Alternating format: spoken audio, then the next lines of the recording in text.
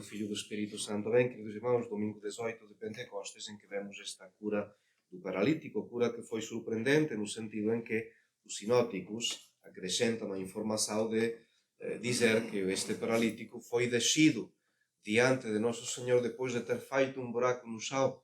A 4 homens desceram esta liteira onde estava o paralítico. Não deixou de ser uma coisa surpreendente dada a multidão que acompanhava Nosso Senhor. Paralítico, na medicina, a paralisia é definida como sendo a perda da capacidade de movimentar um determinado membro, uma região, um músculo do corpo, e que pode estar acompanhada também da perda da sensibilidade local. Dizem os médicos que é causada pelo mau funcionamento de algumas áreas no sistema nervoso central que não consegue transmitir impulsos precisamente para a ativação muscular. O que vamos ver é que o que é a paralisia corporal para o corpo é também a tibieza para a nossa alma. Um paralítico não pode mover-se ou fazer nada por si próprio. E uma alma que cai na tibieza é como se estivesse morta, sem força, sem vigor, sem vontade. Falta a força de entregar-se a Deus Nosso Senhor. Em que consiste esta tibieza? Numa espécie de relaxamento espiritual que amortece as energias da vontade, que inspira horror ao esforço e conduz assim ao afrouxamento da vida cristã. É uma espécie de languidez, de torpor. Não é ainda a morte, mas conduz a ela. E o problema é que isto acontece sem se dar por isso. Isto é, a pessoa não é consciente que está caindo nesta tibieza.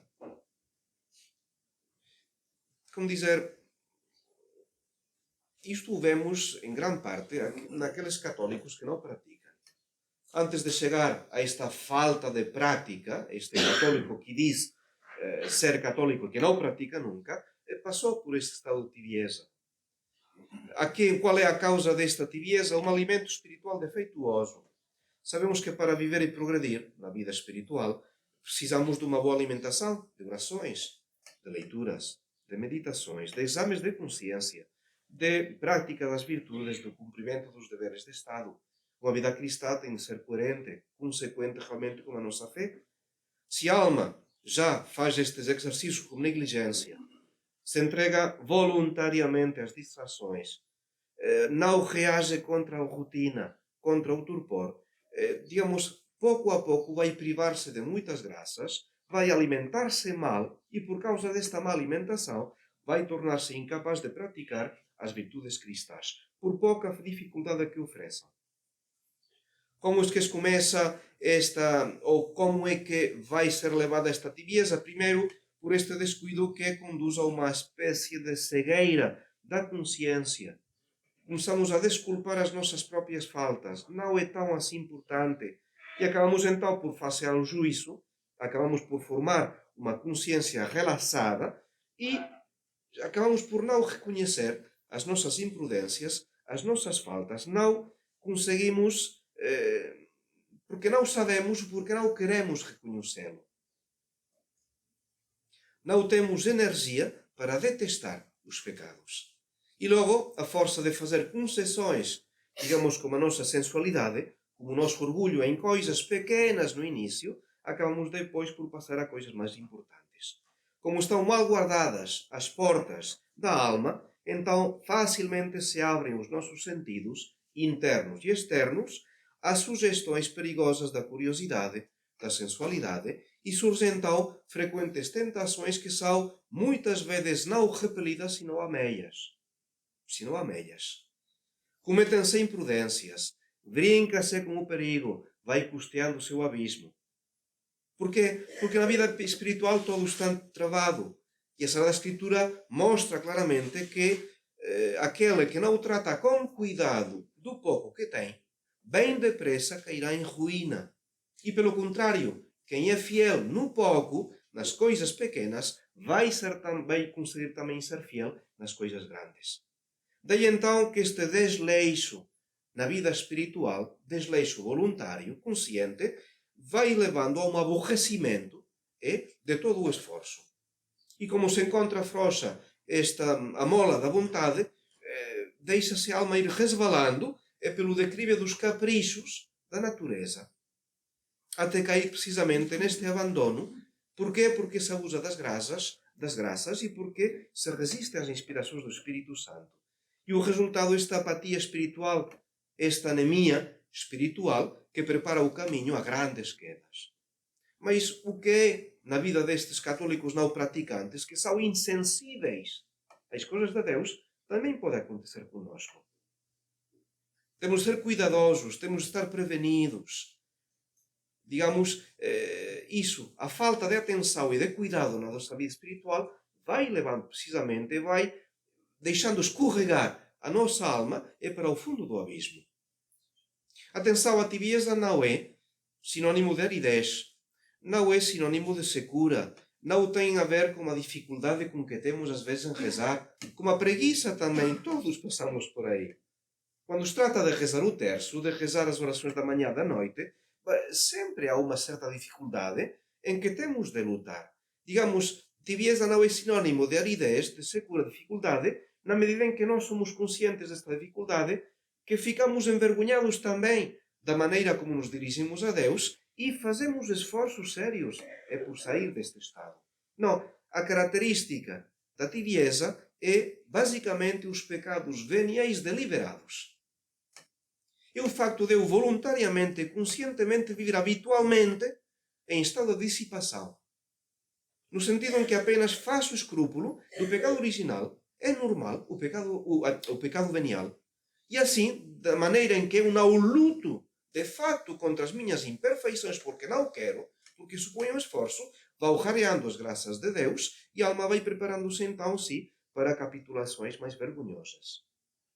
No livro do Apocalipse, o Senhor diz ao Tíbio: conheço as tuas obras, que nem és frio nem quente. Mais valera que fosses frio ou quente, porque pelo menos haveria uma reação.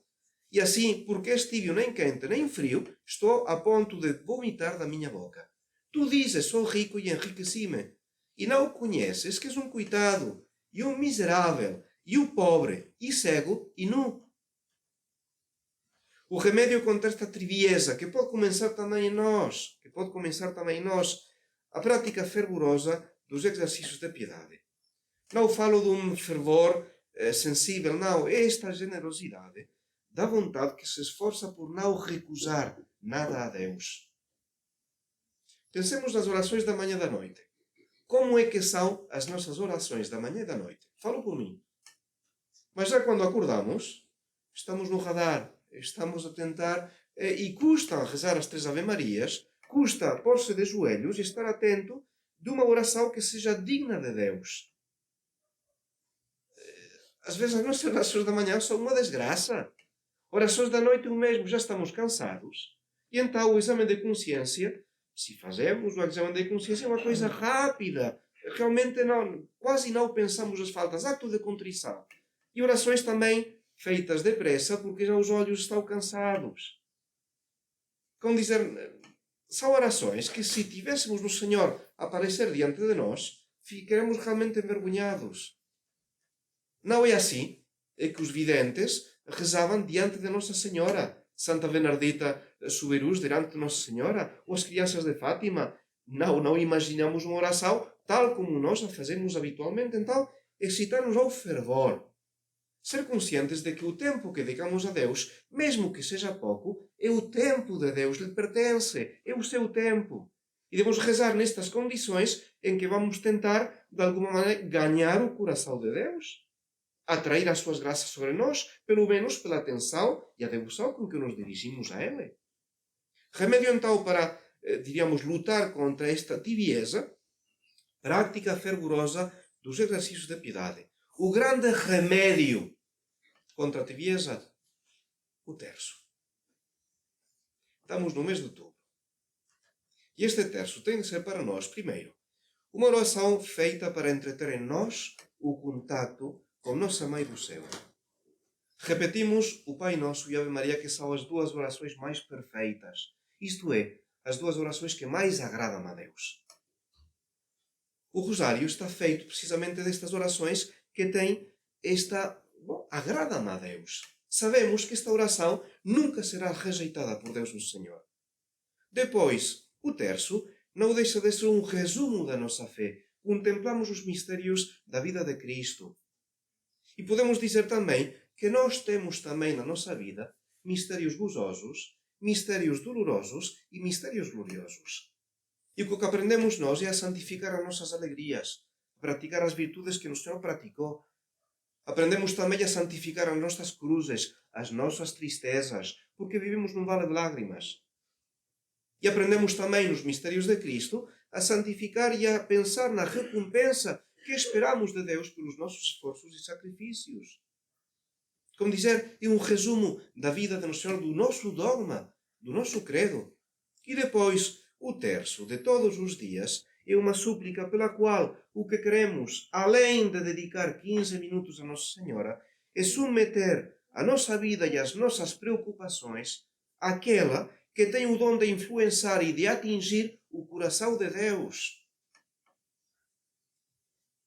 Uma alma que reza todos os dias o terço é uma alma que realmente demonstra um interesse inequívoco da sua perfeição e da sua salvação. É isto que há detrás do terço. Uma alma que se confia a Nossa Senhora. E quem diz o terço, neste mês de outubro, diz o esforço por tentar rezar o rosário para aqueles que consigam. Rezar o rosário. Rezá-lo com constância, com fervor, com mais atenção. Se calhar é simplesmente tentar rezar melhor o meu terço de todos os dias, mas com grande espírito de fé, sabendo que esta repetição das Ave Marias, o que são como as ondas do mar. Quem se cansa de ir para a praia e ver as ondas que uma detrás de outra vão passando? Ninguém se cansa. Relaxa o nosso corpo, não é? E o mesmo deveria ser o terço. É uma Ave Maria depois da outra, é que simplesmente o que repetimos é este pedir a Deus a sua assistência. A assistência de Nossa Senhora, que é nossa Rainha e nossa Mãe. Então, o grande remédio contra a tibieza é simplesmente o nosso terço de todos os dias. E, se possível, neste mês de outubro, o nosso rosário. Então, irmãos caríssimos, ao longo deste mês, mostremos a nossa gratidão por ter-nos mostrado um meio tão poderoso e tão proveitoso. Como é que rezavam as crianças de Fátima? Desde o momento em que viram o que é o inferno. Desde o momento em que compreenderam o que é a devoção ao coração imaculado de Maria. Desde o momento em que viram no terço o meio não só da própria santificação, mas o instrumento para a salvação dos pecadores, estas crianças deixaram de rezar como rezavam antes, às pressas. Ave Maria, Santa Maria, Amém. Assim como rezavam no início. Não, depois o seu terço foi uma oração de coração, porque via realmente os frutos com espírito de fé. Então, que o terço seja a nossa resolução durante este mês de outubro. Não deixemos passar um só dia sem o terço. E para quem conseguir, rezar o rosário. Como dizer, não vão ficar nunca desiludidos. Não é uma perca de tempo. Não vão levantar nunca o tempo dedicado a Nossa Senhora através do terço e através do rosário. Pelo contrário, que Nossa Senhora nos mostre o valor desta oração, que é o remédio contra a tibieza, contra esta paralisia da nossa alma. Em nome do Pai, do Filho e do Espírito Santo. Amém.